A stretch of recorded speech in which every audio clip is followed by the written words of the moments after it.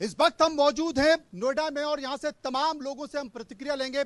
यहां पर विस्तार से चर्चा भी करेंगे, खासकर भारत के रुख की और पाकिस्तान के प्रोपेगेंडा की। मेरे साथ एक पैनल तैयार है और पैनल में यहां पर ईशान त्यागी जो कि बीजेपी के, माफ कीजिए, कांग्रेस के प्रवक्ता हैं, बीजेपी के प्रवक्ता सिंह साहब मेरे साथ मौजूद हैं। यहां पर अली शाह साहब हैं जो कि पूर्व डिफेंस अधिकारी हैं। यहां पर कश्मीरी पंडित रैना साहब मेरे साथ मौजूद हैं और सूद साहब भी मेरे साथ मौजूद हैं जो कि भारत सरकार की एक महत्वपूर्ण एजेंसी में पूर्व अधिकारी रह चुके हैं।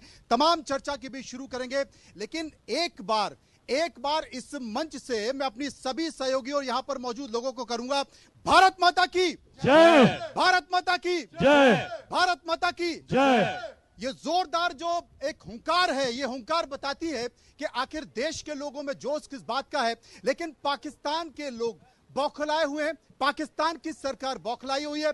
भारत सरकार ने कुछ बड़े कदम क्या उठाए कि पाकिस्तान की हालत खराब है। अली साहब, किस तरीके से जवाब होगा, संकेत कैसा होगा, ये तो सरकार तय करेगी। लेकिन एक दर्द है जो सेना के जवानों के अंदर भी है और इस देश के लोगों के अंदर भी है। वो दर्द क्या कहता है? जी मनु भाई, देखिए, पाकिस्तान जो है बार बार जो बयान देता है ना कि तुर्की मदद कर रही है जी, कसब पाकिस्तानी नहीं था। 99 में इन्होंने अपने फौजी इंकार कर दिए थे पहचानने से जो मरे थे उनके वतन के लिए। उन्होंने बोला हमारे नहीं है, आप जो मर्जी चाहे करो। हमारी फौज ने उनको दफनाया पूरे इज्जत आबरू के साथ। तो अब जब के देखिए, मैं बहुत शांतिपूर्वक आदमी हूं, मैं कभी वॉर मॉन्गरिंग में यकीन नहीं रखता, लेकिन अब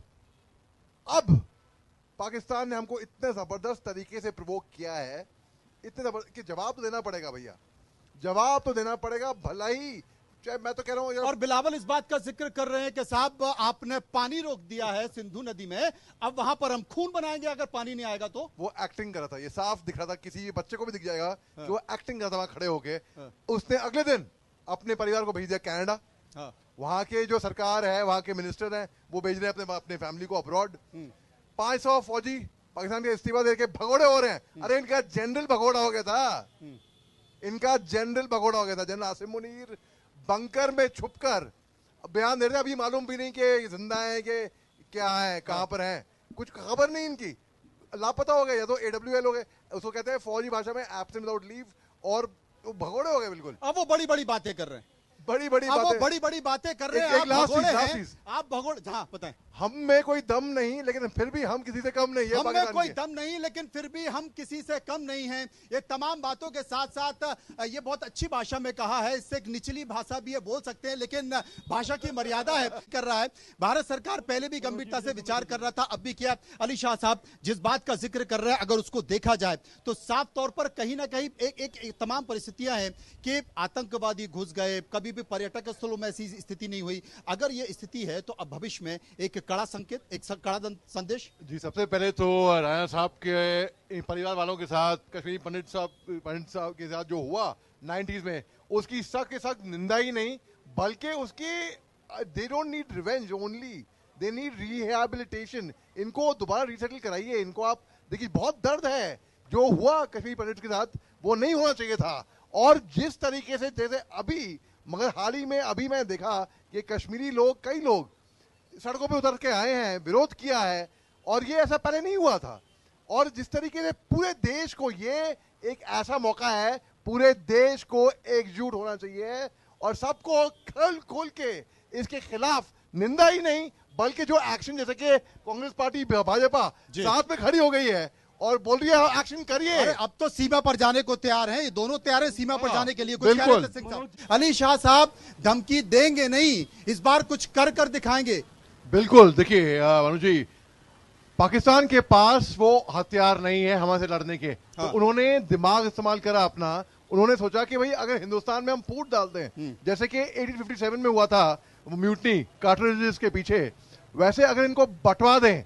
मैं आपको एक बार और कहता हूं, मैं आपको, देखिए, जरूरी नहीं है कि ये लोग जो कह रहे, नैरेटिव बन रहा है ना कि कश्मीरी लोगों के केवल टूरिस्ट नहीं आएंगे। मेरी बात हुई कश्मीरी लोगों से, उनको दुख है इस बात का कि इंसानियत की हत्या हुई है, कि उन्होंने चाहे हिंदू हो चाहे मुस्लिम हो, किसी को भी मारा हो, उनको दुख है कि इंसान को मारा हो। पहले वो इंसान है, और ये पाकिस्तान ने इसलिए किया है जानबूझ के कि तुम्हारा नाम क्या है, धर्म क्या है, कपड़े भी खोले, रिपोर्ट भी आई है, ये जान के, ताकि टू इन्वोक पैशंस, ताकि ह्यूमन फीलिंग्स जागे। और अगर हिंदुस्तान में दंगा कभी नहीं होना चाहिए, और अगर दंगा हुआ भैया बंगाल में क्या होगा बहुत मुश्किल है।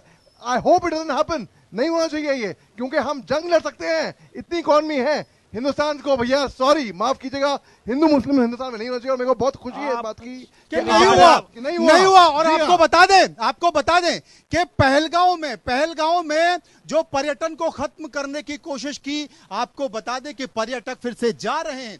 अली साहब, हिंदुस्तान का फॉर्मर मेजर पाकिस्तान के आर्मी चीफ जनरल मुनीर को ओपन चैलेंज करता है, अगर तुम्हारे में दम है तो बंकर से निकल कर आओ, अपना शक्ल दिखाओ, कम ऑन हिंदुस्तान तुमको निकल के आओ। देखिए साहब कितनी बड़ी बात कह दिया है।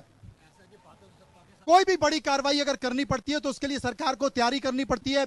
चूंकि रॉ जैसी एजेंसी महत्वपूर्ण एजेंसी में रहे, सेना के तमाम लोग मेरे साथ मौजूद हैं, तो निश्चित तौर पर भारत को बड़ा करने जा रहा है, लेकिन उसके लिए तैयारी करनी पड़ेगी। और इस बार जैसा कि जितने लोगों की भी मांग है कि भारत इस बार मुंह तोड़ जवाब देगा, और इस बार ऐसा जवाब देगा कि पाकिस्तान देखता रह जाएगा। कार्यक्रम हम खत्म कर रहे हैं। भारत माता की, भारत माता की, भारत माता की। पाकिस्तान, पाकिस्तान, पाकिस्तान। और इसी जयघोष के साथ, इसी जयकारे के साथ, इसी जयकारे के साथ इंतजार करना होगा कि भारत पाकिस्तान को किस तरीके से मुंह तोड़ जवाब देगा। और लगातार हम इस देश के लोगों की भावनाएं आपके सामने पहुंचाते रहेंगे, और देश क्या मांगता है ये आपको बताते रहेंगे। फिलहाल इतना ही, नमस्कार।